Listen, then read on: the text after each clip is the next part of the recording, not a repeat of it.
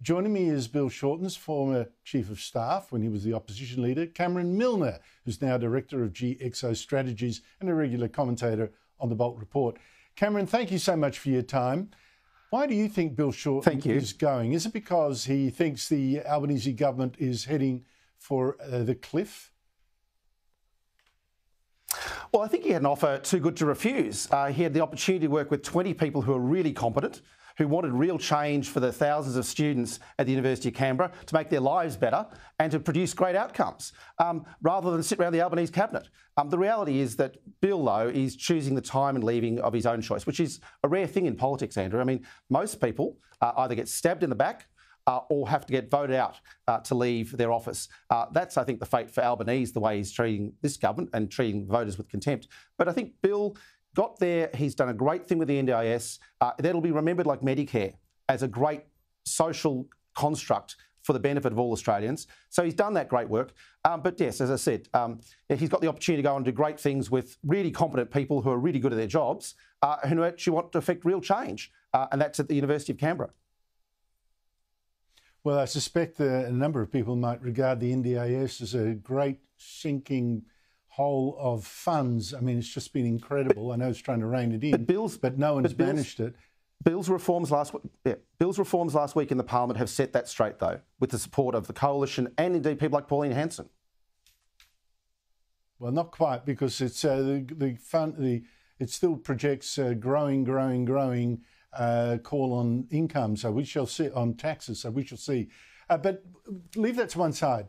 Bill Shorten has been leader of the Labor right in a government that's lurched way to the left. Look at what it's doing to Israel, for instance. Now, I know he's been increasingly isolated, but losing him now completely to this government, that's got to be a big loss. Well, it's a huge loss, but it's the choice of the leadership of the ALP right. I mean, they've sidelined Bill. They tried to finish him off from being a minister at the start of this Albanese government. Imagine not having him there in this particular cabinet. Richard Marles runs the National Right. Richard Marles, when Bill was in the Victorian right, it was 50 plus 1. Can I cough More a little? Than half the party was in the Victorian right. It surprised you saying that. Can I just? I want to register a little dissent there. Richard Marles does not run the Labor right. He has been run over with the Labor right. I mean, he is nothing like Bill Shorten. That's right. Well, but no, and under Richard Marles, their leadership of the Victorian right, it's shrunk to 20%. They used to meet in the meeting room. Now they can meet in Richard Marles's closet. They're so small. So look, no. I mean, the reality is the right in Victoria it's been smashed. In New South Wales, it's completely compromised by Chinese money and their position on Gaza and their position on the Middle East. And in Queensland, look, I think they couldn't even meet a cricket team. So Victoria, New South Wales and Queensland right have been smashed. They're not what they used to be. The left control those states and dominate. Don Farrell is the last bastion of centrist thinking in the Labor Party, but he's in the Senate and he's got a small group of people. So Albanese runs the show, the left run the show, and it's not what it once used to be. But ultimately, the test, Andrew, is the voters. Voters of Australia get to choose whether the Labor Party can be as left as they are and as extreme as they are on so many issues that centrist Australians, moderate Australians, don't actually agree with them on. Now, I disagree with a number of the policies that Bill Shorten presented.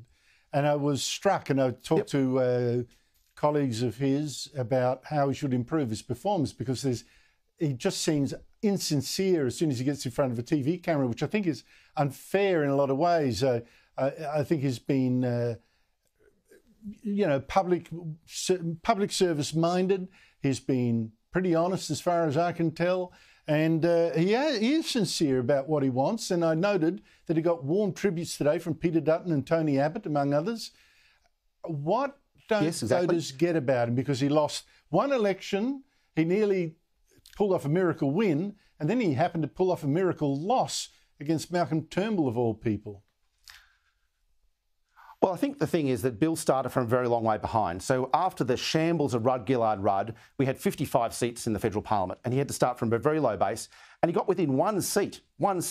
He finished off Tony Abbott and almost finished off Malcolm Turnbull. Now, Malcolm Turnbull's involved in a lot of self-harm as the Prime Minister, so, he helped a lot in that campaign. But ultimately, Bill was ahead in all those news polls. But I think what happened in 2019 when Malcolm Turnbull was run over by Scott Morrison was Labor failed to reset. Labor didn't realise they're up against a different opponent. So I think looking back, 2019 and 2016 were all about conviction politics, putting your ideas before the people and asking for them to vote for it, rather than slipping and sliding into office the way Albo did. And then what happens when he gets to government? I mean, so at least Shorten had the conviction of his own background, his own Labor values, and wanted to put a mandate before the people of Australia, unlike his successor. And look how bad Albanese has been in government. So look, I think personally, Bill Shorten would have been a great Prime Minister, Andrew, but that's not the opportunity he's been given.